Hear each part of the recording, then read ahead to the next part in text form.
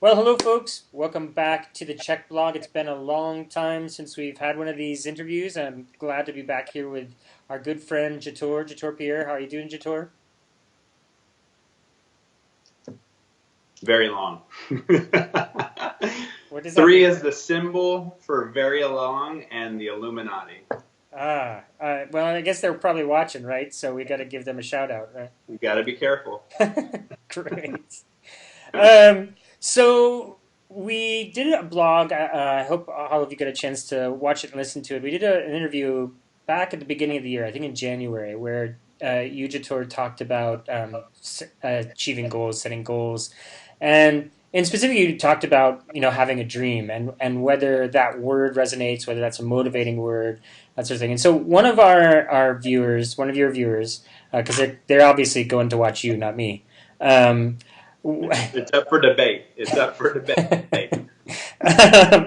so one of your viewers wrote in and asked a really great question. So this question comes from Wendy, and I want to do a little interview about this question because it's great. And so she wrote in and said, "I love what you said regarding the word dream and how that doesn't resonate with anyone. I agree.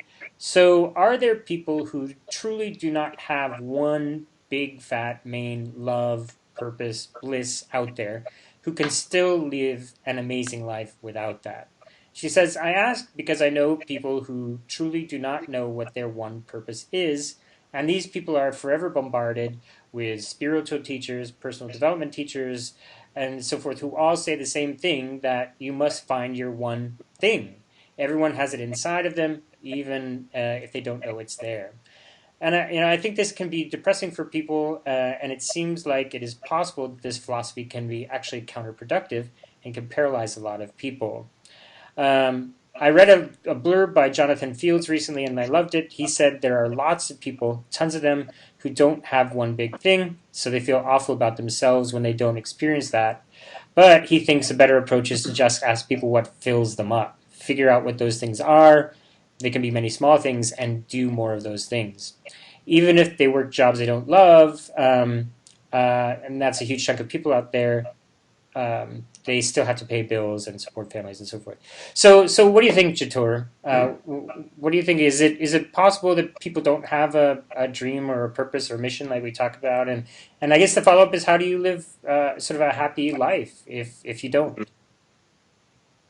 Yeah, I appreciate that question. For me, one of the first things that comes up is my T-shirt. It's the Incredible Hulk, and it says "Be incredible." Hmm. And what I appreciate about that statement, and I'm a little bit of a contrarian if you guys haven't noticed, but what I appreciate about that statement is "Be incredible" simply means for me that we all are already incredible Hmm. doing what we're currently doing. So whether that's you're a garbage man, or you're a doctor, or you're a Czech practitioner, or a carpenter, an artist, etc., uh, you and I are already incredible. For me, it's more about kind of peeling back the lenses and layers and getting into why do we not perceive ourselves as already incredible, and Hmm. why do we kind of put these external values onto ourselves to then pressure ourselves to be what other people think we should be to be incredible. Hmm. So that's kind of the quick Zen portion of this, at least from my perspective. Hmm. Um, so yeah, I would agree with a couple of things. I would agree that I don't think any person needs one singular dream, purpose, etc., to be happy. I'm a big believer in individuality, and that we are all individuals, and that there are also different ideas that are going to work for different people. And this can get frustrating because, from at least from an ego's perspective, we look for teachers, gurus, books, etc., that can guide us that can give us the answers to what we're trying to create in our lives, whether that's find our dream, find our purpose, etc. And we're continually like looking outside of ourselves for external acknowledgement and external validation. And then we get these ideas from the outside world, and then we go after those ideas. And a lot of us, interestingly enough, back to the self-sabotage video, we self-sabotage ourselves in alignment or going after those ideas. So it's fascinating to consider that creating one singular purpose for yourself can easily set you up for another way of self-sabotage, because then you say, well, I don't have that. Yeah. I don't have what everyone else has. And then you go into this ego story about competing and comparing with everyone else. So for me, what's also important about that is to kind of, when you look at a dream or you look at a purpose, I'm going to now take away my last statement, the individuality statement, and say everyone should do this. If you would consider, when you're looking at that perspective, one of the things I found is to really ask the person, okay, what does a dream represent to you? Or what does a purpose represent to you? Or what does many dreams or many purposes represent to you?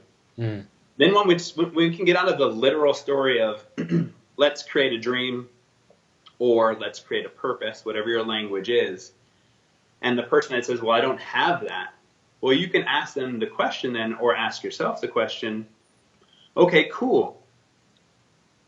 What does that represent to you? And then they'll start to chat about what dreams or purpose represent to them. And while you're listening, or while they're listening to themselves, they might find an aspect of self that says, well, dream and purpose actually represents goal to me. What goal represents to me is, oh man, the goals that my parents put on me. And I'm a defiant person, and I was defiant as a child, and you know what? I don't want to go after that goal. Yeah. In fact, you know what? I don't have a dream, and I don't have a purpose. So then it's this paradox, right? It's this paradox of, wow, everyone needs dreams and purposes to be happy. The paradox of that is not everyone needs that, and some people will actually go in the opposite polarity to that and go and run from it rather than run towards it. Yeah, but this is an interesting, that's an interesting example, because I wonder whether, in that case, what the person is responding to is this imposition of structure or purpose by their parents, right? And so I guess the question is, are they really rebelling? Are they rebelling against the idea of having a dream at all, or are they just rebelling against their parents' dream, right? And their parents, and maybe the parents' language too, right? So their parents' sense of what they should do and their way their parents talked about it, right?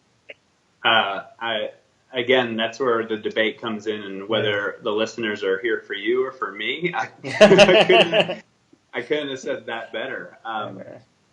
This is one reason why in my coaching practice, personally, and in my own kind of self-exploration, anything that I say, or any idea that I have, or any goal that I go after, or any dream, or any purpose, anything in my life, I ask myself the question, okay, there's the literal story, right? The literal, that's it. I got this literal story of what my dream is, or what my purpose is. I got my purpose right here. Share, create, embrace, and guide. Okay, so that's my first step, is the literal word. And then I move that into the next step, which is, okay, well, what does that represent to me? What does share represent to me? What does create represent to me? What does embrace represent to me? What does guide represent to me? And what does purpose represent to me? And then that opens up the lens much wider. And because then I can explore deeper into what are the underpinnings of why I want to create this purpose, which gives me more, it helps me look into the closet of self where the lights are turned out and I don't know what's going on. Yeah. People would say like the shadow of self. So then I can look into the shadows and gain more awareness on why I want to do what I want to do. Yeah. Which then helps me create more clarity around, well, is purpose actually a triggering word for me? Is dream a triggering word for me? Does that make a part of me feel, well, I'm just trying to live up to my parents' ideas again. Yeah. I'm trying to be what they want me to be. Yeah. So then you have that kind of the symbolic or the metaphor. Yep. And then after you explore that, then you just take that same thing and you move it into the paradox. Yeah. The paradox is, okay, well, where are their opposite polarities basically bumping into each other? So I have my purpose, let's say. Well, on one hand, my purpose serves all these things: share, create, embrace, and guide. And for an aspect of me, that feels very inviting, enlivening, motivating. It pulls me towards it. I feel like I want to go after it. For a chunk of me, right? Now, there's another story in there. The other story is, well, what's the opposite polarity of that? Man, I'm afraid I'm not enough. Afraid I don't know enough. I'm insecure that I won't live up to other people's ideas. Maybe I won't get the acknowledgement that I want to get. To use Paul's language, maybe my dream team won't be supportive of me. What will that mean to, my dream team, my family, etc.? That's all very scary too. So we have to learn how to reconcile those sides. And then move that one step further, which would be into the creative realm and considering, wow, I am the creator of my reality. So I take anything that I set for myself through those lenses of literal lens, symbolic lens, paradoxical lens, and then creative lens. And creative lens is more so where I can reconcile that everything has a purpose. There's whether you're a manifester or into destiny, that doesn't matter to me. Either way, it's all happening. Yeah. So that helps me to reconcile it, so I can move in a direction that feels more synergistic to more aspects of me, rather than, well, I have to have a purpose or a dream to be happy because someone else told me that. Yeah. This is really fascinating. So as you're talking about this, I was trying to pay attention, but also thinking a couple of different things at the same time. So what I heard you say is you're paying no attention. No, I really was. You were making me think. So a couple of things, so those 4 words that you have behind you, in some ways, they're less goals in the sense of like open a practice and be an expert in gut health, right? They're not those sorts of things. In fact, they're more ways of being, right? Ways that you want to be, right? Ways of being. And so that's really fascinating in a way, because when we do think about goals and purpose, we think more about the former, right? We think more about achievements that I'm going to have in my life, and that's fascinating to me. This idea that maybe the way we ought to think about purpose or mission is not in the sense of achievements, and that really might be turn off for people, because there's some ways that sense of that achievement sense of goal is can be a kind of sort of competitive way of approaching goals and purposes, and there are lots of people who really don't like competition and don't like to be in that competition model. So thinking about goals and purpose as just as a way of being, right, rather than sort of doing, achieving is so you're making me think. You're making my brain box go, and that's really that's fascinating. Yeah, I mean, I think what's interesting about what you shared, which I really appreciate, is this competitive nature, the competitive nature that some of us carry, not all of us. Maybe we compete and compare in different ways or shades of gray. But it's interesting to consider, okay, so then you have somebody that you're sitting down with who says, yeah, you know what? For me to be happy, Mm. I need to achieve this. Yeah, yeah, yeah. Well, it's very, very interesting how the ego works, at least in my experience, is that your ego is extremely relative. And I'll give you an example from my own life. 10 years ago, my goal at the time was to get my dream car. Mm. So I had, my dream car up on my computer screen. I was working hard towards it, trying to create the money, all of this stuff. So I ended up getting my dream car. Mm-hmm. So I got my dream car, and I can remember the sales guy calling me, and because I ordered it like I wanted it exactly what I wanted. Yeah. He called me. It's like I'm peeling the plastic wrap off your car. It just showed up. Nice. Right. So my Yeah. dream car. I'm I don't know, 27 years old, Yeah. super excited.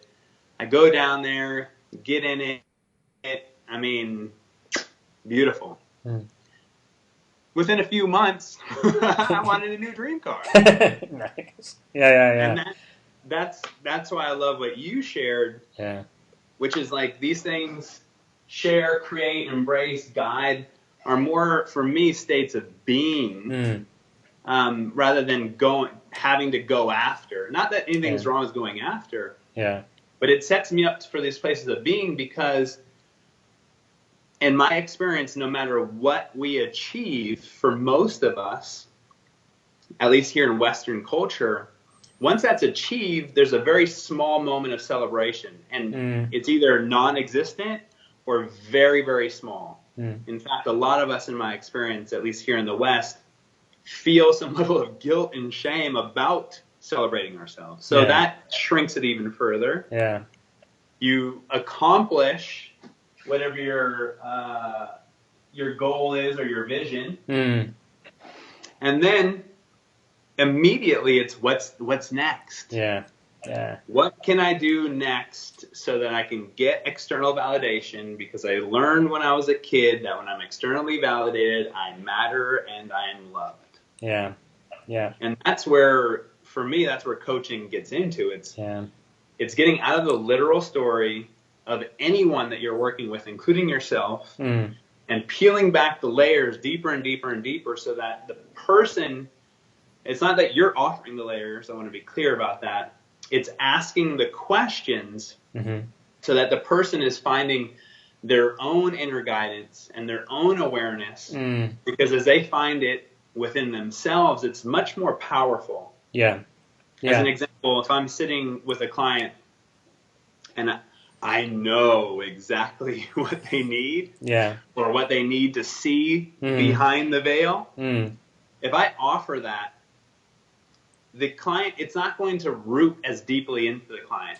In fact, I'd offer that I'm actually meeting my need to be the coach and push my agenda, than I am sitting back and simply, what is the question that I can ask that may take the client into their own speaking of awareness, which changes the game. Because as they're saying it, they're like, but it's very different than if I say it. Yeah, right. Right. Completely different. Yeah, yeah. So let me ask you, I mean, this is, if you go to the sort of achievement model of goals, right?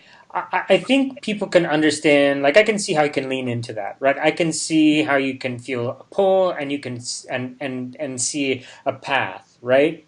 And so there's this, you were talking about like almost like a sense of gravity, right? That you're pulled toward, and when you've got an achievement sort of that you're working towards, that I think people can get that, right? But if what you're setting out, instead of having this one overarching dream or goal, what you've got is you're sort of trying to create a way of being, sharing, creating, embracing, guiding, whatever that is for you, that's a lot. That seems a lot more vague, right? It seems a lot more nebulous. So right, two things. How do you go about building that? But how do you, right? I mean, the big thing about goals, especially when we're talking in the Chek Institute and trying to teach coaches, is that having somebody plug into their goals is a great way of generating motivation, right? You connect Sure. their workout goals, their nutritional goals, all of that lifestyle change goals to this, right, to the top, right, to the pinnacle, and that helps to draw them towards it and do the things that they might want to not want to do otherwise. So, but what about, in this way of being, right? I mean, how do you connect into that? Where does the Yeah. motivational force, and how do I pursue it? Yeah. No, I love that. So I think we kind of chatted on this last time, but Mm. so I have kind of three layers to this process for Yeah, myself. yeah, So the purpose or the dream is kind of the more yeah, yeah. non-tangible, Right. ethereal, Yeah. uh, kind of out there, nebulous, as you Mm-hmm. said. Mm-hmm. And then as I move down one level into more granular ideas, I Mm-hmm. move from purpose or dream into my vision. Okay, Yeah. what's my vision? How am I going to create the ability to share, create, embrace, and guide? Well, my Mm. vision is okay. Well, my vision for this year is a little bit more granular. Mm. I want a minimum of 20 hours a week of Skype Mm-hmm. Mm-hmm. sessions Mm-hmm. Mm-hmm. at Mm-hmm. 225 an hour. Right. I want to do 2 to 3 workshops and retreats this year, 2017, of my own, Mm-hmm. and I want to do two or three webinars of my own. Yeah. So I took it from that Yeah. nebulous, Yeah. Yeah. got into the vision, Yeah. and then I took it one step further, which is then into kind of goals, and Mm. then I have my monthly goal. Mm-hmm. So over here it says March, and then here I have written down anger, which is a video I want to shoot on anger, Mm-hmm. processing anger. And then here I have the Kresser Institute. I'm doing some study there and some Mm-hmm. things I want to accomplish. Mm-hmm. Those are my big things for the month. Mm-hmm. Mm-hmm. And then I have and then over here I have my week, March 26th through April 1st. And then my week I have things that I want to accomplish this week. Mm-hmm. And then further down over here I have today. Mm-hmm. So on today, so each step gets more and more granular. So you have Right. this big kind of Right. Right. arc. Then you go down into the more, we're Yeah. out here kind of like right brain, and Yeah. then we're working our way kind of left brain linear. Right. Okay. Yep. So then I get the benefit of the motivational factor of something that's pulling me toward it, that I've cleared and connected with, that Yep. most of me wants to go after, Mm-hmm. even with the paradox side, which is doing videos like this. Yeah. And as an example directly from my own life, at one point, part of my dream or my purpose was to become Chek faculty, Mm. and all of what that meant to me. There was another side of that process. The paradox of that process was I was afraid to teach. Mm. I was afraid to get up in front of a crowd. What did that mean to me? And in moments from my childhood that I associate with getting up in front of people, and Yeah. shaming moments that I had and scary moments that I had, etc. So because I had this paradox of what I wanted to create, and also another part of me was like, hell no, you don't want to do that. Mm. As I search through the hell no, you don't want to do that, and kind of reintegrate those parts of self and reparent those parts of self, it helps me grow the courage to move past my guilt and shame, Mm-hmm. become Chek faculty. Now, does that mean I don't get scared? No. I still get nervous and scared every time before I teach or I do a video, etc. However, that's now turned into my superpower, Mm-hmm. not my super weakness. Mm-hmm. Mm-hmm. And its superpower, it is indeed. It's like the Hulk, man. Yes. That's right. So let's sort of go back to Wendy's question, and suppose you had a client who was, one of these people that Wendy is talking about, right? Who says, no goals, but I don't. It's or purpose. What do you do with them? How do Yeah, you work with them? I love that question. One of the first questions I'd ask to that client would be, how would you guess you benefit from not having goals or purpose? Mm. Mm. And that immediately triggers them into a thought process of exploring the symbolism Mm-hmm. of goal, purpose, etc. Mm-hmm. That right there, that opens up the coaching process. Right. They're now processing, and my guess would be thinking thoughts about a question that they've never thought to think about before. Yes, I follow. It's a moment of, it's like taking their story and just turning it upside down on its head. Yeah, right. Mm-hmm. So, in my perspective, our stories, our first story is never the truth. It's always a deflector. It's always deflecting from what's underneath it. Mm-hmm. Mm-hmm. So if you learn to ask questions simply to invite people to reflect on what they're saying, and what they mean by what they say, you'll open up so many beautiful coaching moments that they're actually going to start coaching themselves in front of your eyes. Yeah. That makes a lot of sense. Wow, this is great.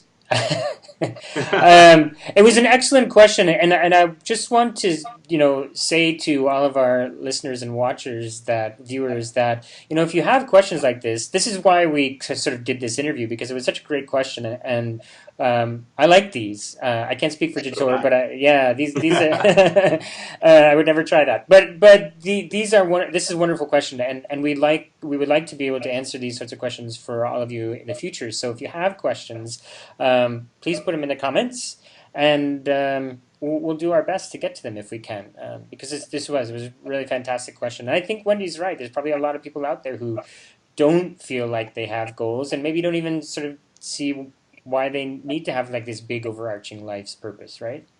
I would agree, and I think that kind of to come back into the practical world with her question is simply to question people's statements. So we can look at this from two lenses, right? We can ask the person who has defined, linear, tight, motivational goals, wow, I wonder why that's so important for you to achieve. Mm-hmm. What does that mean to you if you achieve it? Yeah. Immediately we're opening up ideas, and they're looking back at, wow, that is really interesting. Yeah.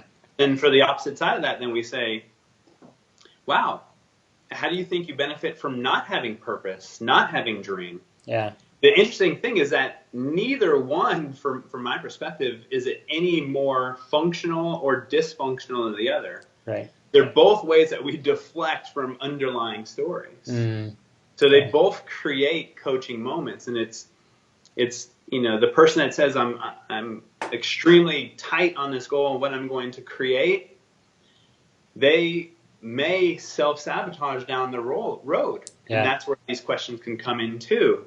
Yeah. And the person who doesn't have that may actually be being very successful and self-sabotage down the road in the opposite fashion. Right. So it's kind of an exploration of, what I do essentially for a living is I ask thoughtful questions. Mm-hmm. And here's a very kind of grassroots example of this. The next time any of you are in a conversation with somebody else, and they're speaking words about, let's say somebody says, yeah, well, I'm really honorable and I'm trustworthy and this and that. Instead of dialoguing back and forth with them to practice your coaching practice, ask the question, what does honorable mean for you? What does trustworthy mean for you? In my experience, I'm going to be a little arrogant here, 90% of people simply speak words. They're not even conscious of the words that they're speaking, nor are they conscious of what the words mean to them. So when you ask that question, it creates pause. And it creates pause for the person to turn that back on themselves. Like, wow, what does honorable mean for me? Well, honorable means this, this, and this, and this. And then you're creating moments where instead of having this just back and forth dialogue like a tennis match, you're creating moments of really connecting with someone because you're gaining an understanding. And then you can say, oh, honor means this, this, and this for me. And then you can reply with, okay, well, this is what I heard you say. Honor means this, this, and this for you. Yeah. And I'm not talking about the literal word, but what you heard them say. Yeah. And then we know if we've actually having some level of understanding with each other. But the level at which communication happens, at least in my experience today, is it's so fast and furious that it's blurbs. Yeah. And our technology has created also a way that we now communicate at a human level with just blurbs. Yeah. It's very few like taking time out to have a conversation like this. Yeah. Yeah, no, it's true, and we're getting far afield, but I think part of it too is that people are afraid of silences, right? That they can be uncomfortable. People don't know what they mean, and so there's this. I need to keep saying stuff, even like you said, if it's sort of meaningless. I don't know what the words are, but it's a way of keeping me from the uncomfortable silence. Oh man, what I heard you say from a Czech perspective. A sign and a nebulous place to invite yourself into to be, in my perspective, an excellent coach is you have to get extremely comfortable in silence. Yeah. To allow people to process and then offer their stuff rather than having to fill space with your words. Yeah, I agree. Well, and maybe that's a topic for another interview. Silence. Sweet. I like I it. love It's going to be a very quiet interview. Which is super awkward and silent. Yes. I can do super awkward too. I'm good at that. That's my superpower. That's awesome. Great. All right. I take my cues from this guy, man. I don't know if I would call him super awkward though. I think he's pretty urbane, but. Well, I wasn't. That's why I wasn't saying you. I was saying I take my cues from him. Nice. All right. And with that, I think this interview is over, right? I need a non-life fantasy because all my fantasies always are that they never match up. So this one I'll never know the truth about Yoda. I'll just have my stories. This is where the awkward silence comes in. All right, Jator. Well, thanks so much for that, and thanks to Wendy for asking this question because it was a great question, and I think it was worth exploring. So let's do this again soon, Jator. Let's do it. All right. Take care.